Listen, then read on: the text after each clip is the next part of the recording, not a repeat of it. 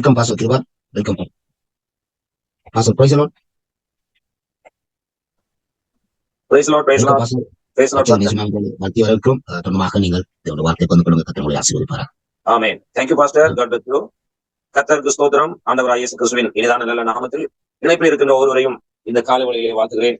கர்த்தருடைய சமூகம் நம்மோடு என்றும் இருப்பதாக.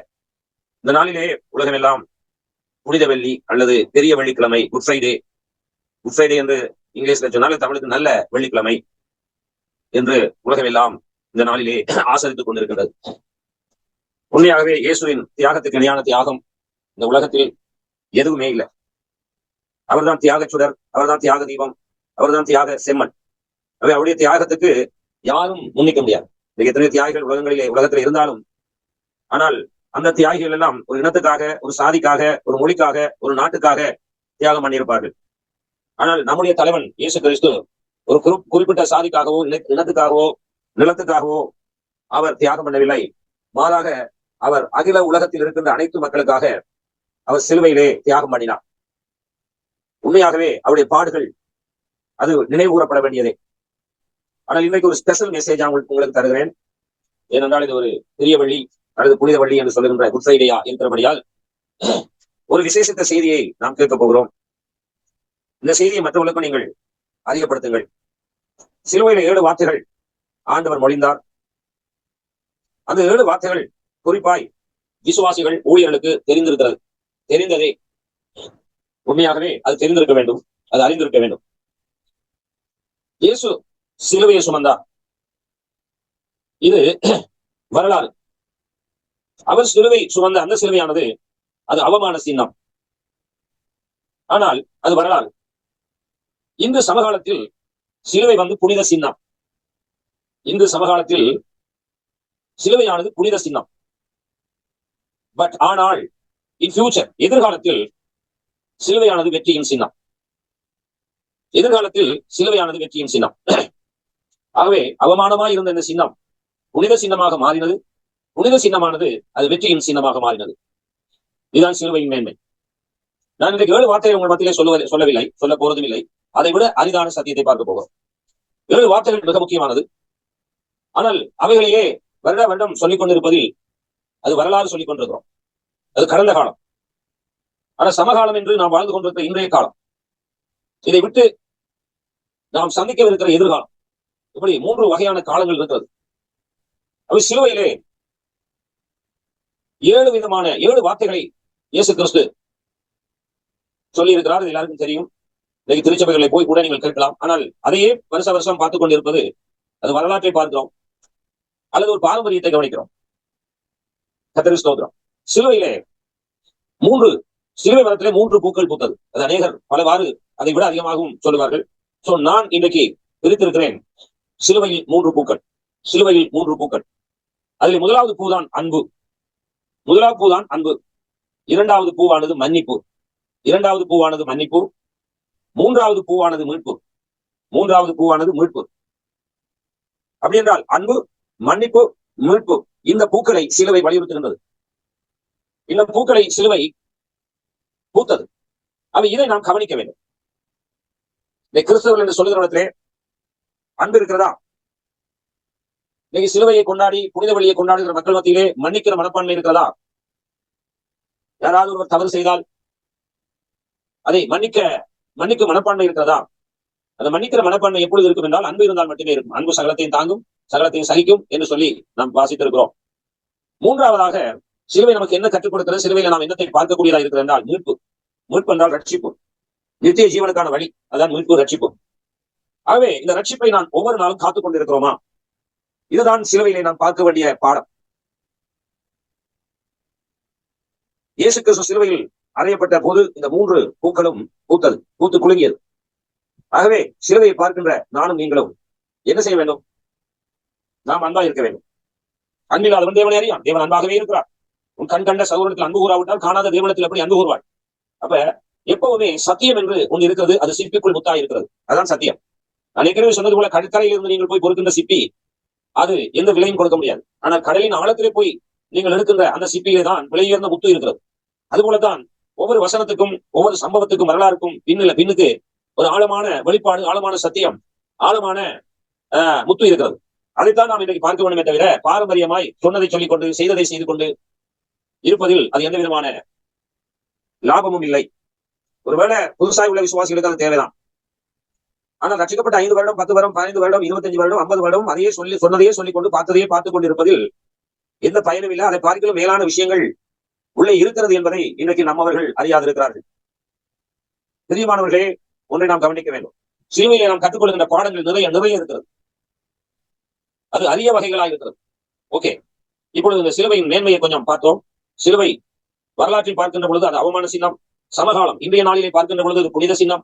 எதிர்காலம் இனிமேல் அது வெற்றியின் சின்னம். இதுக்கு நிறைய விளக்கங்கள் இருக்கிறது. ஆனா இதுவல்ல, இது சும்மா ஒரு தலைப்பு, ஒரு ஒரு ஒரு இன்ட்ரடக்ஷன் உங்களுக்கு தருகிறேன். சரி, சிலுவையை பற்றிய சில முக்கிய தகவலை நாம் பார்ப்போம். இயேசு சிலுவையை சுமந்தார் என்றால் மட்டும் போதாது. அது எப்படிப்பட்ட சிலுவை என்பதை நாம் அறிந்து கொள்ள வேண்டும். அந்த சிலுவையினுடைய மகத்துவம், அவர் பட்ட பாடுகளின் ஆழம், நீளம், அகலத்தை நாம் பார்க்க வேண்டும். சும்மா சிலுவையை சுமந்தார் என்று இருப்பதில் எந்த பிரயோசனம் இல்லை. அது மட்டுமல்ல, சிலுவையை யார் அறிந்தார்கள்? வரலாறு என்ன சொல்லுகிறது? யூதர்களா அல்லது ரோமர்களா? நீங்கள் பதில் தரலாம். சிலுவையில் யார் அறைந்தது? ரோமர்களா யூதர்களா? ஏன்னா நாம் இது ஒரு வேறுபாடமாக இருக்கின்றபடியால் ஏதோ ஒரு பிரசங்கத்தை கேட்பது போல் கேளாது. நாம் நீங்களும் பதில் சொல்ல வேண்டும், நாங்களும் ஆழமாய் பார்க்க வேண்டும்.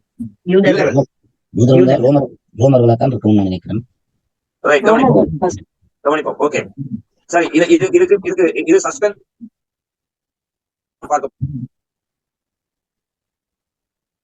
சரியா? இப்பொழுது சிலுவை பற்றிய சில தகவல் உங்களுக்கு நான் தரப்போகிறேன். கர்த்தர் நல்லவர். பாருங்க, இன்னைக்கு பார்த்து எல்லாரும் சேர்த்துக்கு போயிட்டாங்க போல இருக்கு. மக்களை காணையில. ஓகே, ஒருவேளை இன்னைக்கு இல்லைன்னு நினைத்தார்கள் தெரியாது. சரி, சோத்திரம். கவனிப்போம், நீங்கள் குறிப்பிட்டுக் கொள்ளலாம். சிலுவை பற்றிய அரிய புதிய அல்லது அறியக்கூடிய சில தகவல். சிலுவையின் இடை, அதாவது வெயிட், சிலுவையின் இடை என்று சொல்வார்கள். Wait 150 kilo. அவர் சுமந்த சிலுவை சும்மா சாதாரணமானதல்ல, 150 கிலோ வெயிட் உள்ளது. இந்த சிலுவையின் நீளம், லென்த் 15 அடி. லென்த் நீளம் 15 அடி, அகலம் 8 அடி. சிலுவையினுடைய வெயிட் 150 கிலோ, அதனுடைய நீளம் 15 அடி, அதனுடைய அகலம் 8 அடி. கர்த்தருக்கு ஸ்தோத்திரம். அதிலே சிலுவையிலே அறையப்பட்ட ஆணியின் நீளம், லென்த் 8 அங்குலம். அப்படின்னா அரை அடிக்கும் மேல 2 அடி கூடவே இருக்கிறது. அவ்வளவு நீளமான ஆணி, 8 அங்குலம், அரை அடிக்கும் மேல. அந்த ஆணியினுடைய அகலம் 3/4 இன்ச்சு. அந்த ஆணியினுடைய அகலம். இப்படிப்பட்ட ஒரு கொடூரமான சிலுவை தான் அது. நம்ம சிலுவை என்று சும்மா பார்த்து விட முடியாது. ரைட். இயேசுவினுடைய உயரம், அவருடைய ஹைட், இயேசுடைய உயரம் 5 அடி 11 அங்குலம். இயேசுடைய உயரம் 5 அடி 11 அங்குலம். இது ஹைட். இயேசுனுடைய வெயிட், இடை, வெயிட் 85 கிலோ. 85 கிலோ. இயேசுவின் பாடுகளின் போது அவர் 3 முறை தடுமாறி விழுந்தார். இயேசுவின் பாடுகளின் போது 3 முறை தடுமாறி விழுந்தார். 17 மணி நேரம் தண்ணீர் இல்லாமல் இருந்தார். 17 மணி நேரம் தண்ணீர் இல்லாமல் இருந்தார். இயேசுவின் உடலில் மொத்த காயங்கள் 5480. இயேசுவின் உடலில் மொத்த காயங்கள் 5480. இயேசுவின் முதுகில் ஆழமான காயங்கள் 150. இயேசுவின் முதுகில் ஆழமான காயங்கள் 150. இயேசுவின் தலையை கிழித்த முட்கள் 17. இயேசுவின் தலையை கிழித்த முட்கள் 17. இயேசுவின் உடலில் இருந்து சிந்திய ரத்தம், டோட்டல் பிளட், இயேசுவின் உடலில் இருந்து சிந்திய ரத்தம் 6.5 லிட்டர். 6.5 லிட்டர். யூத கால அட்டவணையின்படி 785 நிசான் அன்று மரித்தார் என்று சரித்திரம் சொல்கிறது. யூத கால அட்டவணையின்படி 785 நிசான் மாதம் அதை அவர்கள் குறிப்பிட அன்று மரித்தார் என்று வரலாறு சொல்லுகிறது. அதாவது இன்றைய காலத்தின்படி, அதாவது கிறிஸ்துவுக்கு பின்பு 30 ஆண்டுகளுக்கு பிறகு அந்த காலம் வகுக்கப்பட்டது கிட்டத்தட்ட ஏப்ரல் மாதம் 7ஆம் தேதியாய் ஆகும். 2 முறை உங்களுக்கு சொன்னேன். ஆகவே திரும்ப நீங்கள் கேட்க வேண்டிய அவசியம் இல்லை. எல்லாருக்கும் கிளியரா இருக்கா? விளங்குதா? Amen, amen, amen. Very good. சரி, இவைகளையும் நாம் தெரிந்திருக்க வேண்டும். ஆக சிலுவையிலே அவர் மரித்தார். சிலுவை என்று சும்மா சொன்னால் அந்த சிலுவையினுடைய அதனுடைய அந்த வெயிட் தெரியாது பாருங்க. அப்ப நாம் நிறைய விஷயங்களை கற்றுக்கொள்ள வேண்டியவர்களா இருக்கிறோம். நமக்கு தெரியாத எத்தனையோ விஷயங்கள் நாம் கற்றுக்கொள்ள வேண்டியவர்களா இருக்கும். ஆகவே இந்த சிலுவையினுடைய மேன்மையை பார்க்கிறோம். சோதரம். சரி, இப்பொழுது வருவோம். சிலுவையில் யார் அறைந்தது? யூதர்களா, ரோமர்களா?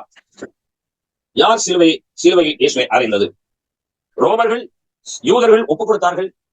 இயேசுவை சிலுவையிலே அறையும் என்று ஒப்புக் கொடுத்தார்கள். ஆனால் அந்த நாட்டு சட்டத்தின்படி அவர்கள் யாரையும் தண்டிக்க முடியாது.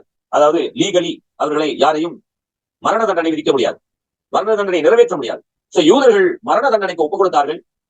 ஆனா ரோமர்கள் மரண தண்டனையை நிறைவேற்றினார்கள். இது வரலாறு. வரலாறு என்பது முடிந்தது. அது அறியாதவர்கள் அறிந்து கொள்ளக்கூடியதான் வரலாறு. ஆனா அறிந்தவர்கள் அது தொடர்ந்தும் அதையே பார்த்துக் கொண்டிருப்பது அது அறிவின்மை, அது அறியாமை.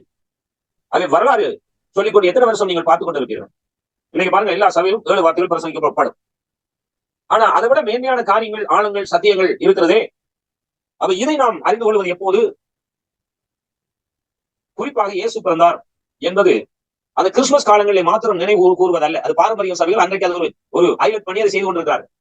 அதுபோல கிறிஸ்துவின் பாடுகளும் உயிர்த்தெழுதலும் இது ஒரு வரலாறு. இயேசு பிறந்தது வரலாறு, அவருடைய பாடுகள், அவருடைய உயிர்த்தெழுதலும் வரலாறு.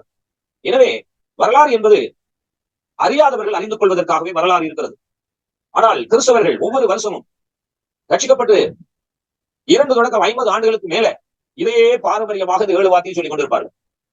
அது சொல்லுவார்கள். அடுத்து நாளைக்கு அந்த 7 வார்த்தை மறந்து போயிடும். அதாவது நாளைக்கு என்ன கிழமை? சனிக்கிழமை. 7 வார்த்தை மறந்து போயிடும். சோ ஞாயிற்றுக்கிழமை வருகிறது, அது ஈஸ்டர் சண்டே. கிறிஸ்து உயிர்த்தார் என்பது அன்னைக்கு பாரம்பரியமாய் பார்ப்பார்கள். ஆனால் அது திங்கட்கிழமை மறந்து போய்விடும். இயேசு பிறந்தார் என்பது ஏதோ ஆரவாரமாக ப்ரோக்ராம் அங்கே இங்கே என்று சொல்லி நிறைய விளையாட்டுகள், உடைகள் அல்லது உணவுகள் இவையெல்லாம் அதிகமாய் முக்கியத்துவம் கொடுக்கப்படுகிறது இயேசுடைய பெயரால. அது நல்லதுதான், இயேசுவின் நாமத்தினால் நடக்கிறது, பரவாயில்ல. சோ ஆனால் அந்த 26ஆம் தேதி கிறிஸ்து பிறப்பை மறந்து விடுவார்கள். ஆனால் இதற்காக இயேசு பிறந்தார், இதற்காக இயேசு மரித்தார், இதற்காக இயேசு உயிர்த்தெழுந்தார் என்பதின் அந்த உள்ளான சத்தியம், அந்த மகிமையின் சத்தியம் இன்னைக்கு அநேகருக்கு தெரிவதில்லை. அதை ஆவிக்குரிய நாங்களும் இதைத்தான் பின்பற்றிக் கொண்டிருக்கிறோம். ஆவிக்குரியவர்கள் என்று சொல்லுவது யார்? இந்த உலகத்தில் இருக்கிறவர்களை விட்டு வேறு விரிக்கப்பட்ட ஜனங்கள், அவர்கள் தான் ஆவிக்குரிய ஜனங்கள். அப்ப இன்னைக்கு ஆவிக்குரிய ஜனங்கள் மத்தியிலே இன்னைக்கு மாமிசம் விதைக்கப்பட்டிருக்கிறது. மாமிசத்தை விதைத்தது யார்? பிசாசு. ஆவிக்குரியவன் ஆவிக்குரிய சிந்திக்கிறான் என்று பைபிள் சொல்லுகிறது. ஆவியின் சிந்தை ஸ்ரீவனும் சமாதானமா, மாமிச சிந்தை மரணம் என்று சொல்லப்படுகிறது. அப்படினால் மாமிசத்துக்குள்ளே தள்ளி விடுகிறது யார்? இந்த பிசாசு என்று சொல்லுகிறவன். அவன் தான் நம்முடைய ஆதி தாயாகிய தந்தையாகிய ஆதாமையும் ஏவாளையும் அந்த பெரும் பாதாளத்திலே தள்ளிவிட்ட துரோகி, சத்துராதி, எதிரி. ஆனா அந்த எதிரியானவன், அந்த துரோகியானவன் இன்னைக்கு கிறிஸ்துவத்துக்குள்ளே உள்நுழைந்து இன்றைக்கும் அவன் தான் சின்ன பின்னமாக்கி கொண்டிருக்கிறான் கிறிஸ்துவினுடைய சித்தத்தை, தேவ ராஜ்யத்தை. என்னை கேட்டுக்கொண்டிருக்கிற அருமையானவர்களே, பாரம்பரியத்தை தழுவது அது வரலாறு. பாரம்பரியமாகவே அது பாரம்பரிய திருச்சபைகள் என்று வேறு சபைகள் இருக்கிறது. ஆனா நானும் நீங்களும் ரட்சிக்கப்பட்ட சபையில் இருக்கிறோம். ஆனா அதே பாரம்பரியத்தை நாமும் தழுவோம் என்று சொன்னார் நமக்கும் மற்றவர்களுக்கும் அல்லது நாம் ரட்சிக்கப்பட்டோம் தானா என்பதை அது சந்தேக கண் கொண்டு பார்க்க வேண்டியிருக்கிறது. ஆகவே பிரியமானவர்களே, இந்த பாரம்பரியத்தை விட்டு வெளியே வருவோம். வரலாறு பாடசாலையில படிக்கின்ற பொழுது வரலாறு மட்டுமா படித்துக் கொண்டிருக்கிறார்கள். படிக்கக்கூடிய பாடங்கள் எத்தனை பாடங்கள் இருக்கிறது. குறிப்பா இலங்கையிலே ON எக்ஸாம் எழுதுறவர்களுக்கு, இந்தியாவிலே +1 எக்ஸாம் எழுதுறவர்களுக்கு. ஆனா இந்தியாவில் எத்தனை பாடங்கள் எனக்கு தெரியாது. ஆனா இலங்கையிலே O லெவல் எழுதுறதுக்கு 9 பாடங்கள் அங்கே படிக்க வேண்டும், அதை பரீட்சையில் எழுத வேண்டும். ஆனா வரலாறு மட்டும் அந்த O லெவல் எழுதுகிற அந்த மாணவன் அல்லது மாணவி வரலாறு மட்டும் எழுதினால்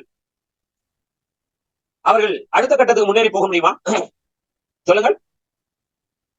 9 பாடம் கொடுக்கப்பட்டிருக்கிறது. இல்ல நான் வரலாறு மட்டும் தான் எழுதுறேன் என்று சொல்லி வரலாறு மட்டும் எழுதினால் இது என்ன முட்டாள்தனம், என்ன மடமை? இவ்வளவு நாளும் நீ படித்தது வேஸ்ட் தானே.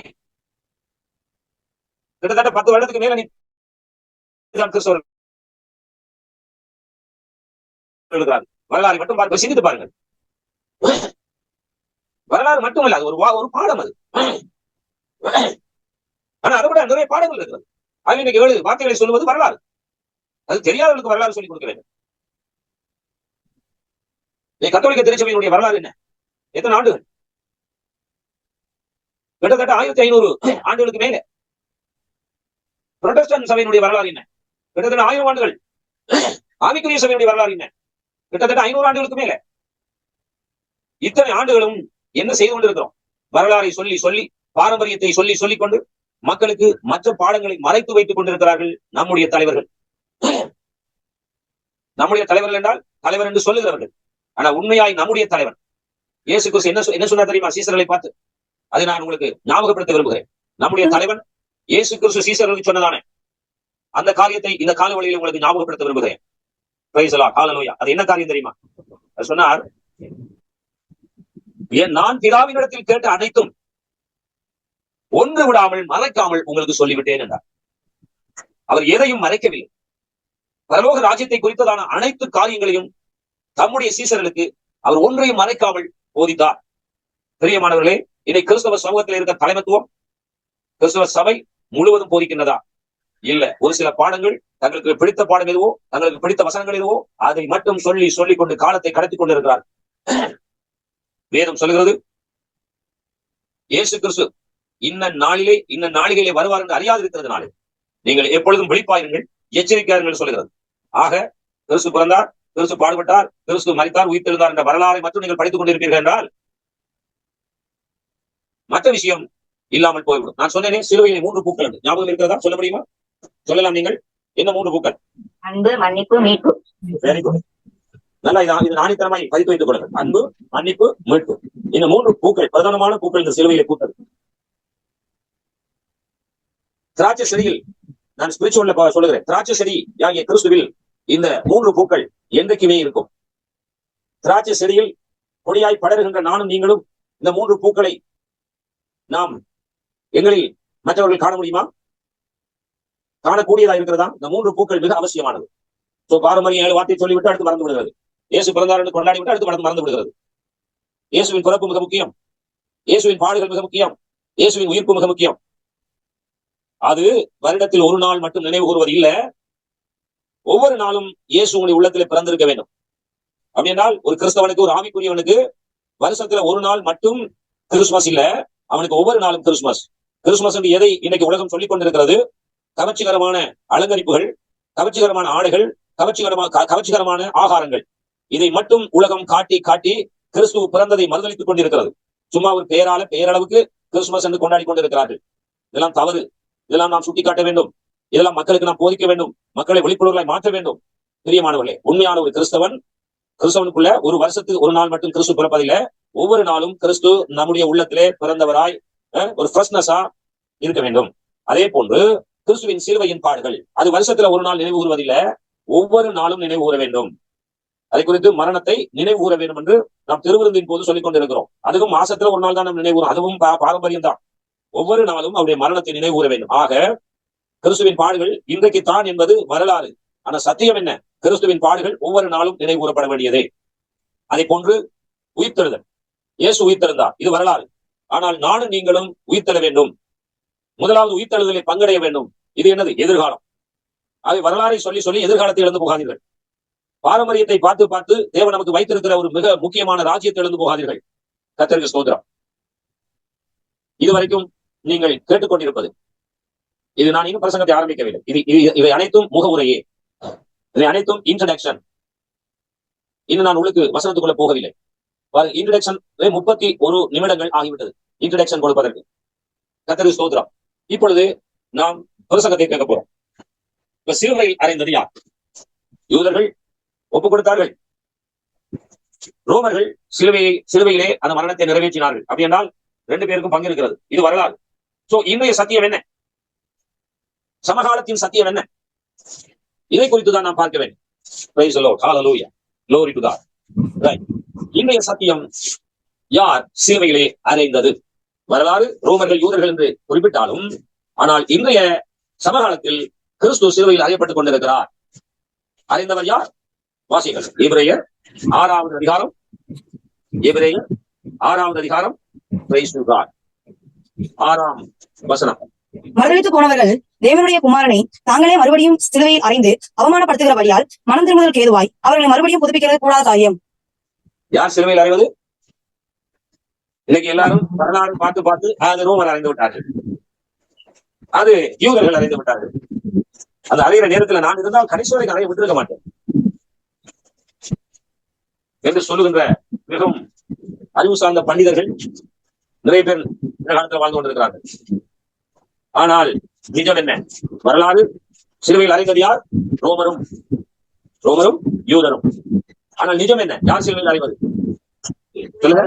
இயேசுவை மறுதலிக்கிறவர்கள். இயேசுவை மறுதலிப்பது என்ன? இயேசுவை மறுதலிப்பது என்றால் என்ன? வசனத்தை மறுதலிப்பது. வசனத்தை மறுதலிப்பது. இயேசுதான் வசனம், வசனம் தான் இயேசு.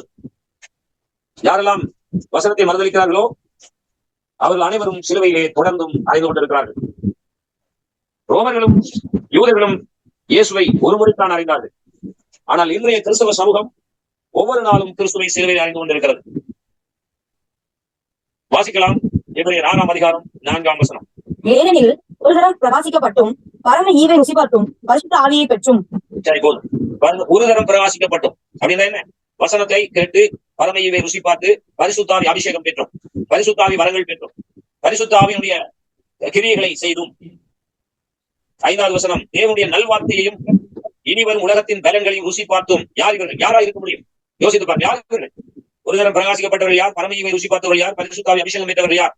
தேவனுடைய நல்ல வார்த்தையையும் இனி வருகின்ற சகல காரியத்தையும் சத்தியத்தையும் வேதத்தையும் கேட்டவர்கள் யார்? சொல்லுங்க, யார்? வேறு பிரிக்கப்பட்டவர்கள். யார்? ஆவிக்குரிய சபையிலே உள்ளவர்கள் தான். நீங்கள் நினைக்கிறது போல அது கத்தோலிக்க சபையோ சிஎஸ்எஸ் சபையோ இல்லை, ஆவிக்குரிய சபைதான். என்னால் அவர்கள் தான் பரிசுத்தாவி அபிஷேகம் பெற்றவர்கள். உங்களுக்கு விளங்குகிறதா? புரிகிறதா? அவை யார் சிலுவையில் அறைகிறார்கள்? பரிசுத்தாவி அபிஷேகம் பெற்றவர்களே சிலுவையிலே தேவனை அறிந்து கொண்டு எப்படி அறைகிறார்கள்? வசனத்தை மறுதலிக்கின்ற பொழுது, வசனத்துக்கு எதிராக செயல்படுகின்ற பொழுது. 6வது வசனம், மறுதலித்து போனவர்கள் தேவனுடைய குமாரனை தாங்களே மறுபடியும் சிலுவையில் அறைந்து அவமானப்படுத்துகின்றபடியால் மனம் திரும்புவதற்கு ஏதுவாய் அவர்களை மறுபடியும் புதுப்பிக்கிறது கூடாத காரியம். யார் சிலுவையில் அறைவது? ஆனால் இன்றைக்கு கிறிஸ்தவ சமூகம், விசுவாசிகள் என்னத்தை கற்றுக்கொள்ள வேண்டும்? யோசித்து பாருங்கள். என்னத்தை கற்றுக்கொள்ள வேண்டும்? நாம் சிலுவையில் அறைகிறோமா? நாம் அழுது கொண்டிருக்கிறோம். அறைந்து விட்டு அழுகிறோம். எவ்வளவு பெரிய முட்டாள்தனம், எவ்வளவு பெரிய ஏமாற்றுத்தனம், எவ்வளவு பெரிய கோமாளித்தனம். சிலுவையில் அறைகிறது, திரும்ப வந்து அழுகிறது. திரும்ப சிலுவையில் அறைகிறது, திரும்ப அழுகிறது. அறைந்து விட்டு அடையோ யாரோ அடைந்து விட்டார்கள், அவன் இயேசு பாவம் என்று அழுகிறது. இயேசுக்கு நோவும் வலிக்கும் என்று அழுகிறது. யார் அடிக்கிறது? அடிச்சு போட்டு அவருக்கு நோவும் என்று அழுகிறது. என்னையா பைத்தியக்காரத்தனம்! யோசித்து பாருங்க. நம்ம எங்க இருக்கிறோம்? அறியாமை இருளுக்குள் இருக்கிறோம். ஆனா நம்ம பாட்டு படிக்கிறோம், அறியாமை இருள் விலகி ஜனங்கள் எல்லாம் வரணும் மாட்டோம். அறியாமை யாருக்குள்ள கிடக்கு? சபைக்குள்ள இருக்கிறவர்களுக்குள்ள கிடக்கு.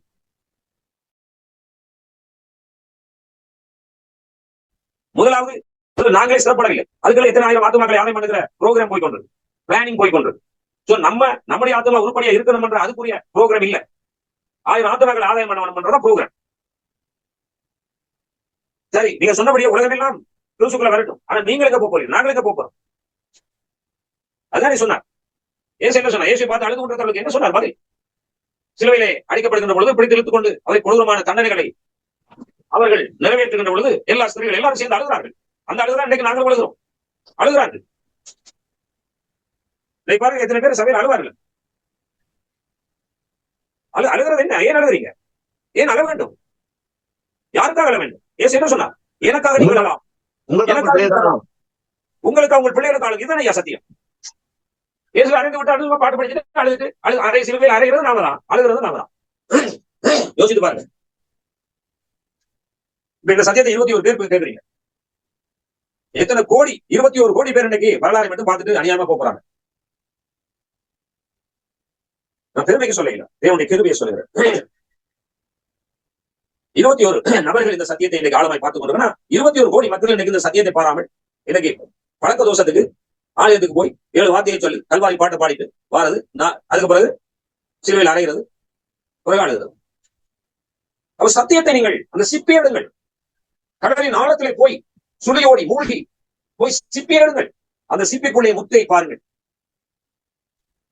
ஆகவே வேதம் என்ன சொல்லுகிறது? நாம் எங்கே போய் கொண்டிருக்கிறோம்? இயேசு என்ன சொன்னார்? உனக்காக உன் பிள்ளைக்காக அழுது, ஊருக்காக அழுகிறது பிறகு அழுதுக்கலாம். இயேசுக்காக அழ வேண்டிய அவசியமே இல்லை. அதான் அவர் சொன்னார், எனக்காக நீங்கள் அழ வேண்டாம். எனக்காக ஏன் அழுகிறீர்கள்? நான் இந்த வேலையை நிறைவேற்றுவதற்காக வந்தேன். என் அப்பா என்னை அனுப்பினார், இதுக்காகத்தான் அனுப்பினார். நான் இப்படி பாடுபட வேண்டும் என்று என்னுடைய அப்பாவுடைய விருப்பம். அந்த அப்பாவுடைய விருப்பத்தை நிறைவேற்றவே நான் வந்தேன். ஏன் அழுகிறீங்க? எதுக்கு அழுகிறீங்க? அழுங்கள். நீங்கள் உங்கள் குடும்பத்துக்கு ஆளுங்கள், உங்கள் பிள்ளைகளுக்கு ஆளுங்கள். ஆத்துமாக்கள் அழுகிறது இரண்டாவது. முதல் நாம் சரியா இருக்கிறோம், நம்முடைய பிள்ளைகள் நம்முடைய குடும்பம் சரியா இருக்கிறதா, அதற்கு ஆளுங்கள். அவர் சத்தியத்தை சத்துரு மறுதளிக்க பண்ணுகிறான், சத்தியத்துக்குள்ளே கலப்படத்தை விதைத்திருக்கிறான், ஆவிக்குரிய ஜனங்களுக்குள்ளே மாமிசத்தை விதைத்திருக்கிறான்.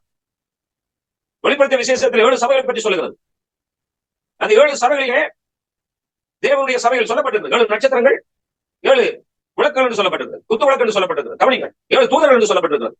அருமையாய் தேவன் ஆரம்பித்த சபையிலே அங்கே பிழையாமும் இயேசவேலும் நிக்கோலாய் மதஸ்தனரும் உள்புகுந்து, நீங்க அந்த வரலாறு நீங்கள் வாசித்து பாருங்கள்.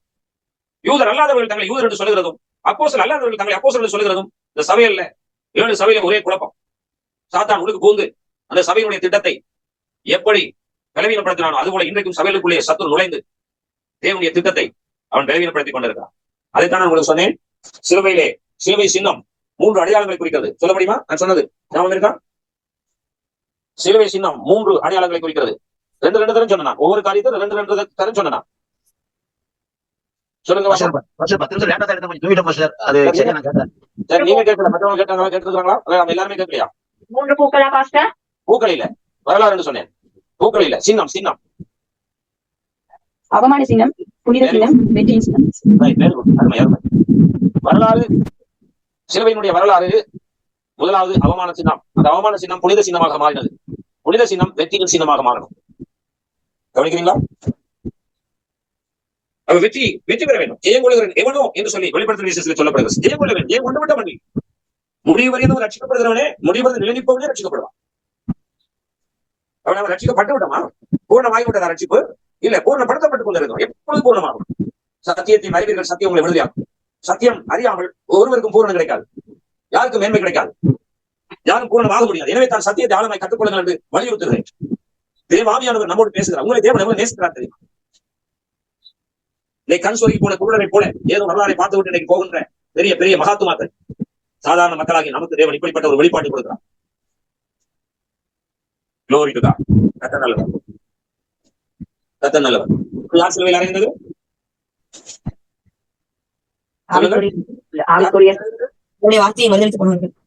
யார் மறுதலித்தவர்கள்? வசனத்தை புரட்டி கொண்டு வசனத்தை சரியான முறையிலே கற்றுக்கொள்ளாதவர்கள், வசனத்தை சத்தியத்தை அறியாதவர்கள் இன்றைக்கு மறுதலித்து இயேசுவை அறிந்து கொண்டே இருக்கிறார்கள். அப்படி என்றால் நாம் என்ன செய்ய வேண்டும்? Praise you God. நாம் என்ன செய்ய வேண்டும்? வாசிப்போம். Glory to God. கலாத்தியர் 2வது அதிகாரத்தை திருப்புங்கள். அதுல 20வது வசனம். கலாத்தியர் 2:20. கிறிஸ்துவுடனே கூட சிலுவையில் அறையப்பட்டேன், ஆயினும் பிழைத்திருக்கிறேன். இனி நான் அல்ல, கிறிஸ்துவே எனக்குள் பிழைத்திருக்கிறார். நான் இப்பொழுது மாம்சத்தில் பிழைத்திருக்கிறதோ என்னை அன்பு கொண்டு எனக்காக தம்மை தாமே ஒப்புக் கொடுத்த தேவனுடைய குமாரனை பற்றும் விசுவாசத்தினாலே பிழைத்திருக்கிறேன். இதுதான் சத்தியம். இன்னைக்கு சமகாலத்திலே நாம் பார்க்கக்கூடியது இதுதான். வரலாறை பார்த்துக் கொண்டு நாம் நாமே ஏமாற்றிக் கொண்டிருப்பதல்ல, சமகாலத்திலே பார்க்கக்கூடியது இதுதான். எல்லாரும் வசனத்தை எடுத்துக்கொள்ளுங்கள். கலாத்தியர் 2வது அதிகாரம் 20வது வசனம் நான் வாசிக்கிறேன் திரும்பவும். கிறிஸ்துவுடனே கூட சிலுவையில் அறையப்பட்டேன். அப்படின்னா இன்னைக்கு என்ன சிலுவை என்ன நமக்கு போதிக்கிறது? நாம சிலுவையில் அறையப்படணும். சும்மா சிலுவையில் அறைந்த இயேசுவை பார்த்துட்டு அழுகிறது அல்ல, நாம் சிலுவையில் அறையப்படணும். பவுல் அப்போஸ்தலன் கலாத்தியருக்கு எழுதுகிறார், கிறிஸ்துவுடனே கூட சிலுவையில் அறையப்பட்டேன். இப்படி சொல்ல முடியுமா நீங்க? ஆயினும் பிழைத்திருக்கிறேன், இனி நான் அல்ல, கிறிஸ்துவை எனக்குள் பிழைத்திருக்க. எவ்வளவு அருமையான சத்தியம் தெரியுமா? சூப்பர். உங்களுக்கு எப்படி தெரிகிறது தெரியாது, எல்லாரும் வசனத்தை எடுத்துக்கொள்ளுங்க. கிறிஸ்துவுடனே கூட சிலுவையில் அறையப்பட்டேன், ஆயினும் பிழைத்திருக்கிறேன், இனி நான் அல்ல, கிறிஸ்துவை எனக்குள் பிழைத்திருக்கிறார். நான் இப்பொழுது மாமிசத்தில் பிழைத்திருக்கிறதோ என்னில் அன்பு கொண்டு எனக்காக தம்மை தாமே ஒப்புக் கொடுத்த தேவனுடைய குமாரனை பற்றும் விசுவாசத்தினாலே பிழைத்திருக்கிறேன். எல்லாரும் ஒரு அலிலியா சொல்ல மாட்டீங்களா? ஒரு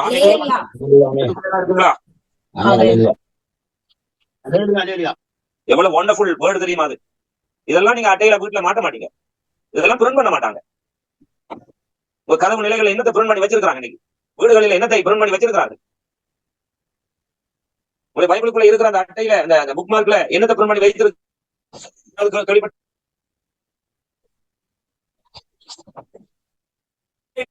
நம்முடைய ஜனங்கள் மூழ்கி இருக்கிறார்கள். குருடனுக்கு வழிகாட்ட கொடுப்போம். யோசித்து பாருங்கள். நாங்களே குருடராக இருந்து யாருக்கு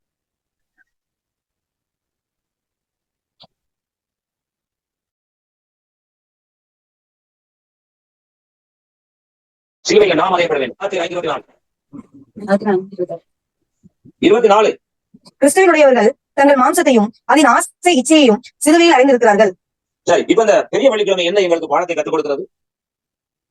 சிலுவையில் அறைந்து விட்டார்கள் என்று சொல்லிக்கொண்டே அதையே பார்த்துக் கொண்டு இருக்கிறார். ஆனால் வேதம் என்ன சொல்றது? கிறிஸ்துவனுடையவர்கள் தங்கள் மாமிச ஆசை இச்சைகளை சிலுவையில் அறைந்திருக்கார். அப்ப நாம் சிலுவையில் அறியணுமே. எப்படி சிலுவையிலே இயேசு முற்றிலும் தன்னை தன்னை தியாகம் பண்ணி அறையப்பட்டார்கள்? இச்சைகளை எல்லாம் சிலுவையில் அறியணுமே. இதுவரை நம்ம பார்க்கக்கூடிய வார்த்தை அந்த 7 வார்த்தைகள் வரலாறு மட்டும் சொல்லிக்கொண்டு என்னத்தை நீங்க பார்த்து கொண்டு இருக்க போறீங்க? அது அறியாதவர்கள் பார்க்கட்டும், அவர்களுக்கு சொல்லுங்க. சபை ஸ்தாபனம் பண்ணி 50 வருடங்களை அறியத்தான் சொல்லிக் கொண்டிருக்கிறார். இந்த சிலுவையில் அறியப்பட என்ன? யார் அறியப்பட வேண்டும்? இன்னொரு வசனத்தை வாசிப்போம். கலாத்தியர் 6:14. கலாத்தியர் 6:14. நானோ நம்முடைய கர்த்தராகிய இயேசு கிறிஸ்துவின் சிலுவையை குறித்தே அல்லாமல் வேறொன்றையும் குறித்து மேன்மை பாராட்டாது இருப்பேனாக. அவரால் உலகம் எனக்கு சிலுவையில் அறையுண்டிருக்கிறது, நானும் உலகத்துக்கு சிலுவையில் அறையுண்டிருக்கிறேன். சரி, இந்த வசனங்கள் என்ன சொல்லுகிறது? இதெல்லாம் நாம் கற்றுக்கொள்ள வேண்டிய பாடங்கள். இதெல்லாம் கற்றுக்கொள்ள வேண்டிய பாடங்கள். இதுல நாம மற்றவங்களுக்கு சொல்லிக் கொடுப்போம். கர்த்தர் நல்லவர்.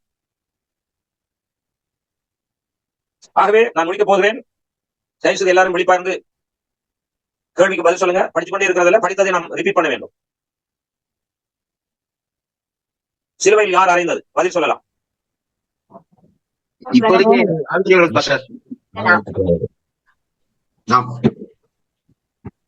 அப்ப நாம யார் மேல பழிய போடுறோம்? யூதர்கள் மேல, ரோமர்கள் மேல. சரியா? இது நியாயமா? இது நீதியா? இது நம்ம ஆராதிக்கிறது யார்? நீதியின் தேவன். அப்ப நீதியின்படி தானே அவர் பழி ஏற்றுக்கொள்வார். அநீதியை அவர் ஏற்றுக்கொள்வார். அப்ப நாம அநீதியா நடந்து கொண்டு நம்ம என்ன செய்யறோம்? நீதியின் தேவனை நாம் என்ன செய்து கொண்டிருக்கிறோம்? யோசித்து பாருங்கள். கர்த்தருக்கு ஸ்தோத்திரம். சரி, இதுவரைக்கும் நீங்கள் ரட்சிக்கப்பட்டு எத்தனையோ வருடங்கள் இருக்கலாம். ஆனால் இன்றைக்கு தேவன் உங்களோட என்ன பேசினார்? சொன்னவர்களே சொல்லுவார்கள், மற்றவர்கள் அப்படியே ஒதுங்கினவர்களே ஒதுங்கி கொண்டிருப்பதல்ல. இந்த இடைப்பட 21 பேர் இருக்கிறோம். இந்த 21 பேரும் பதில் சொன்னா நல்லா இருக்கும். சுருக்கமா சொல்லுங்க. இன்னைக்கு என்ன தேவன் சிலுவை குறித்து பேசினார்? சிலுவை குறித்த பூக்களை குறித்து தெரிஞ்சுக்கிட்டோமா சார்? சிலுவையில் உள்ள சின்னம் 3 சின்னங்களை குறித்து புரிஞ்சுக்கிட்டோமா சார்? நல்லா தெரியாம இருந்தோம். சிலுவையினுடைய இலைகள், சிலுவையினுடைய நீளம், அகலம், அந்த காரியங்கள்லாம் குறித்து ஆணி முதல் கொண்டு நினைக்காம சார் எல்லாம் எனக்கு தெரிஞ்சுக்கிட்டோம். அவருடைய ஓகே, மற்றவர்களும் சொல்லுங்க. பேர் சொல்லட்டா? இருக்கிறவங்க பேர் சொல்லட்டா? அந்த இன்றைக்கு இந்த யூதர்கள் யார் சிலுவையில் அறைந்தது என்று பார்க்கிறவங்களுக்கு உண்மையாகவே எல்லாரும் அதைத்தான் சொல்றாங்க. யூதர்கள், ரோமர்கள். இன்றைக்கு அதுல ஒரு சின்ன ஒரு வெளிப்பாடுவே அந்த ஒரு கொடுத்துருக்கோம். நாங்க தான் சிலுவையில் அறைகிறோம். உண்மையாகவே மறுபடியும் நம்ம சிலுவையில் அறிந்து கொண்டு தான் இருக்கோம். மறுதளித்து போகிறவர்கள் உண்மையாகவே ஒரே தரம் இயேசு கிறிஸ்துவுக்காக மறித்தார். ஆனா பின்மாற்றம் அடைகிறவர்கள் அல்லது இயேசு கிறிஸ்து தேடாமல் இருக்கிறவர்கள் மறுபடியும் சிலுவையில் அறைகிறார். நல்ல ஒரு காரியத்தை இந்த பத்தியில நீங்க கொண்டு வந்தீங்க. யார் சிலுவையிலே அறிந்தார்கள்? யூதர்களா அல்லது ரோமர்களா? நாங்க தான். ஆமே, thank you pastor. Okay pastor. Okay, அதுல மறுதளித்து போனவர் சொல்லும்போது வசனத்தை மறுதளிக்கும், வசனத்தின்படி வாழாதவர்களும் சிலுவையில் அறிந்து கொண்டு இருக்கிறாங்க. ஆக நாம வசனம் தெரியாதவர்கள் அல்லது ரட்சிக்கப்படாதவர்கள் சொல்ல முடியாது. பரிசுத்த ஆவி பெற்றவர்கள் வசனத்தின்படி தங்களை ஒப்பு கொடுத்து உங்க லைஃப்ல வசனம் இல்லாட்டா அதுக்கும் மறுதளிப்பு தான். Okay pastor, thank you, god bless you. வேற யாரு சொல்லுங்க? சொல்லலாமே, நிறைய பேர் இருக்கிறீங்களே, நிறைய நல்லா கற்றுக்கொள்ளக்கூடிய அருமையானவர்கள் இருக்கிறீங்களே, சொல்லுங்க. அது மற்றவங்களுக்கு ஒளிப்பா இருக்கும். வசனத்தை அறிய வேண்டும் பாஸ்டர். அறிந்த வசனத்தை நாங்கள் மறுதளிக்காமல் அந்த வசனத்தின்படி வாழ வேண்டும் என்பதை நான் கற்றுக்கொண்டேன். இயேசுவை நான் திரும்ப திரும்ப சிலுவையில் அறைய மாட்டேன் என்கிறதை அவருக்குள்ளாக நான் சிலுவையில் அறைந்து பிழைத்திருக்க கற்றுக்கொண்டேன். ஆமென். Thank you sister. Praise Lord pastor. Praise Lord sister. இன்னைக்கு இயேசுவை எவ்வாறு ஆண்டவருடைய பிள்ளைகள் சிலுவையில் அறையிறாங்க அப்படின்றத இதுல பார்க்கக்கூடியதாக நான் கற்றுக்கொள்ளக்கூடியதாக பாஸ்டர். என்னன்னு சொன்னா, மறுதளிக்கிறவன் என்னோட ஆண்டவருடைய வார்த்தை. இன்னைக்கு நிறைய பேர் பாரம்பரியமாக சிலுவையின் காரியங்களை குறித்து அனுஷ்டிக்கிற திருச்சபைகள் இருக்கிற வேண்டும். கிறிஸ்துவை ஏற்றுக்கொண்ட ஆவிக்குரிய சபையில் இருக்கிறவங்க நிலைப்பாடு பார்க்கும்போது அவர்கள் ஒரு பாரம்பரியத்தில் இருக்கிறாங்க. மூட நம்பிக்கையான அநேகமான காரியங்கள், வார்த்தையை கற்றுக்கொள்றது, கேட்கிறது ஒரு பக்கம் இருந்தாலும் அவங்களோட வாழ்க்கையில அன்றைக்கு சில சந்தர்ப்பங்கள்ல தாங்க பழக்கப்பட்ட விதங்களை கையாளுறாங்க. கிறிஸ்துவ ரட்சிக்கப்பட்டு வந்த நாங்க எப்படி இருக்கணும் என்பதை மாற்றி அந்த மூட நம்பிக்கைகளுக்கு முக்கியத்துவம் கொடுத்து இதெல்லாம் பிள்ளைல செய்யணும் அப்படின்ற மாதிரி இருக்கிற பொழுது கூட அந்த இடத்துல கிறிஸ்துவையும் மறுதளித்து அவரை சிலுவையில் அடிக்கிற என்பது வராதிருக்கிறாங்க. அதை நான் இந்த கற்றுக்கொள்ளப்படுறதை வந்து தேங்க்யூ சிஸ்டர், தேங்க்யூ.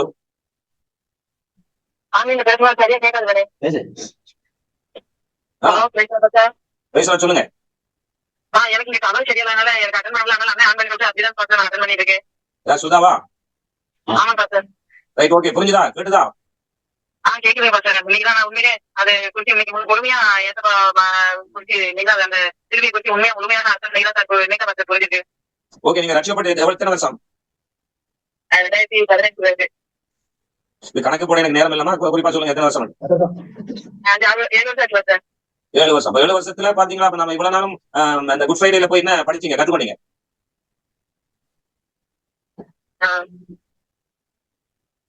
வரலாறையும் படிச்சு கொண்டு வந்திருக்கோம். என்ன சரி சிஸ்டர், கத்துவங்களை ஆஸ்வதிப்பா. தேங்க்யூ.